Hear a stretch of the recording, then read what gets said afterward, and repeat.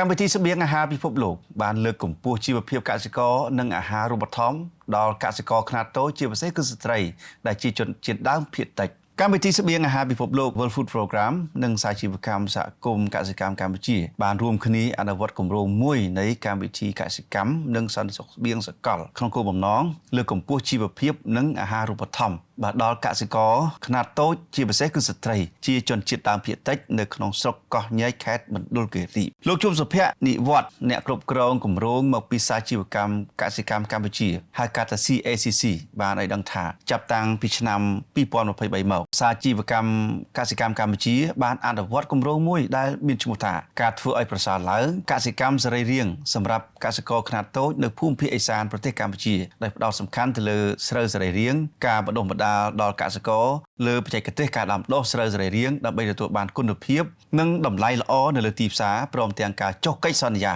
ទទួលទិញនិងលក់ស្រូវសរីរាង្គជាមួយនឹងសហគមន៍តែម្ដងលោកបានបញ្ជាក់ថាគម្រោងនេះគឺបានចូលរួមពីខាងអ្នកជំនាញដើម្បីចុះបណ្ដុះបណ្ដាលទាល់ដល់កសិករនិងចុះពិនិត្យលើគុណភាពស្រូវដើម្បីស្របទៅតាមស្តង់ដារបច្ចេកទេសលោកបានអះអាងទៀតថាសាជីវកម្មសហគមន៍កសិកម្មកម្ពុជាគឺប្រមូលទិញស្រូវសរីរាង្គតែគ្រប់ស្តង់ដារបច្ចេកទេសពីសហគមន៍ដែលជាដៃគូដោយផ្ដល់តម្លៃខ្ពស់ជាងឈ្មួញទិញស្រូវនៅលើទីផ្សារហើយអង្គសរីរាង្គនេះគឺនាំចេញទៅលក់នៅទីផ្សារក្រៅប្រទេសផងដែរដូច្នេះស្ដាប់ប្រសាសន៍លោកជួបសុនិវត្តន៍ដូចតទៅបាទទូនាទីសំខាន់របស់យើងនៅក្នុងការជួយអន្តរាគមន៍នៅក្នុងការងារកិច្ចការងារនេះគឺទី1យើងដើរតួសំខាន់នៅក្នុងការបណ្ដុះបណ្ដាលបាទទៅលើប្រព័ន្ធគោលការណ៍សរីរាង្គបាទហើយអាចនិយាយបានថាយើងចូលរួមលើកកម្ពស់ទៅនឹងជីវភាពទៅនឹងប្រព័ន្ធសរីរាង្គទី1ហើយទី2យើងអាចលើកកម្ពស់ទៅលើជីជាតិដីបាទរក្សាបាននៅបរិស្ថានឲ្យមាននិរន្តរភាពដែលអនុញ្ញាតមកឲ្យគាត់ប្រើសារធាតុគីមីហើយនឹងថ្នាំពុលគីមីទេបាទហើយយើងចូលរួមសំខាន់មួយទៀតគឺយើងចូលរួមបង្កើតឲ្យមានជាទម្រង់រចនាសម្ព័ន្ធនៃសហគមន៍កសិកម្មដែលការពីយើងមកធ្វើការនៅទីនេះគឺមានសហគមន៍មានតែ5ទេហើយឥឡូវគឺយើងបានរហូតដល់6សហគមន៍អញ្ចឹងជាការខិតខំប្រឹងរបស់ក្រុមការងារគឺយើងបានរុញឲ្យគាត់មានបញ្ជីស្នាមទៅ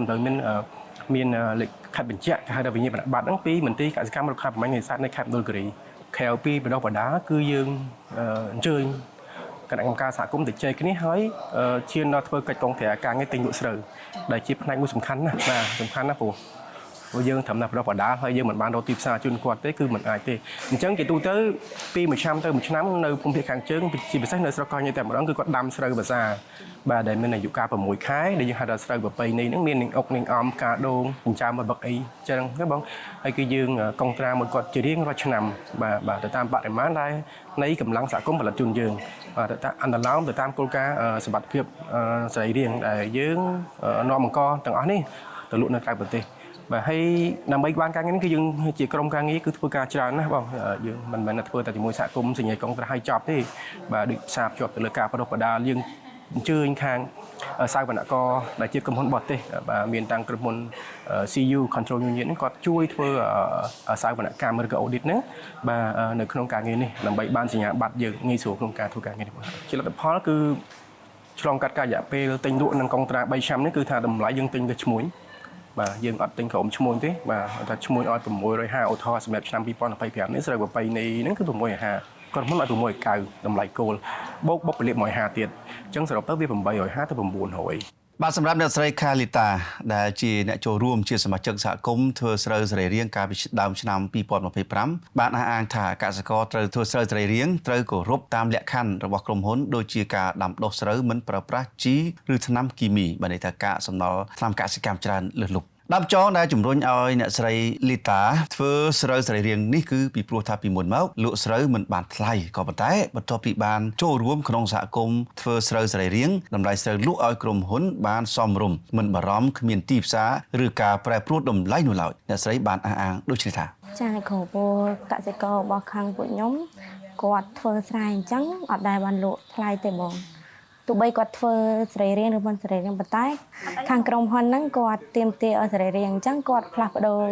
មកធ្វើសរីរាង្គឲ្យបានលក់ឲ្យក្រុមហ៊ុនបានតម្លៃមួយល្អណាគ្រូ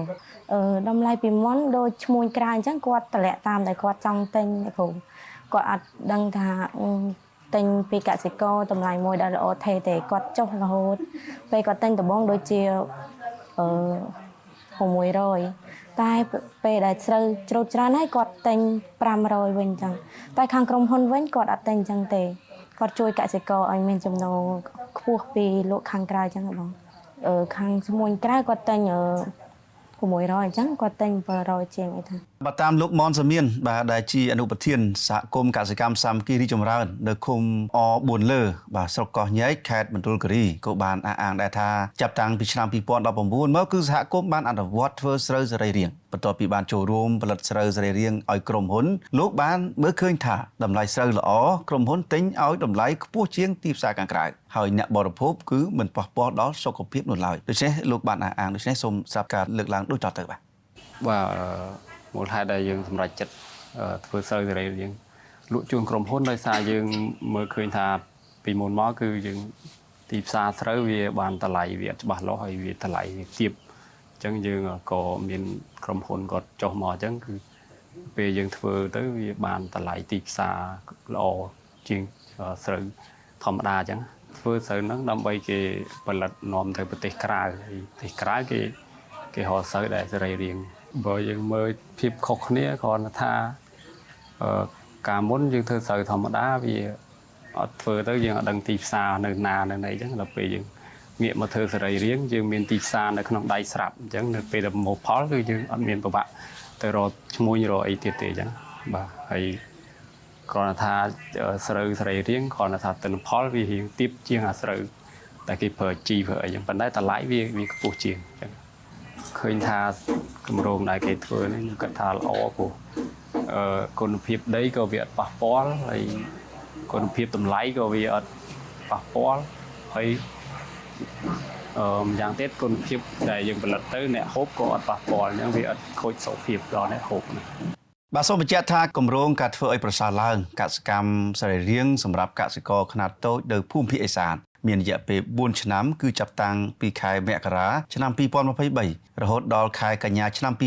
2026ក្រោមជំនួយឧបត្ថម្ភថវិកាពីកម្មវិធីកសិកម្មនិងសន្តិសុខស្បៀងសកលហៅកាត់ថា GASPI អ្នកទទួលបានផលពីគម្រោងនេះគឺមានប្រមាណជា 1600 នាក់ដែលមកពីសហគមន៍កសិកម្មចំនួន 6 រួមមានសហគមន៍កសិកម្មសាមគ្គីមានរិទ្ធរុងរឿងសហគមន៍សាមគ្គីរីកចម្រើនសហគមន៍កសិកម្មភូមិទួលសហគមន៍កសិកម្មរយមានជ័យសហគមន៍កសិកម្មស្រែហុយនិងសហគមន៍កសិកម្មអភិវឌ្ឍមានជ័យផងដែរបាទ ធនាគារអភិវឌ្ឍជនបទនិងកសិកម្មដើម្បីកសិករនិងអភិវឌ្ឍសេដ្ឋកិច្ចសង្គម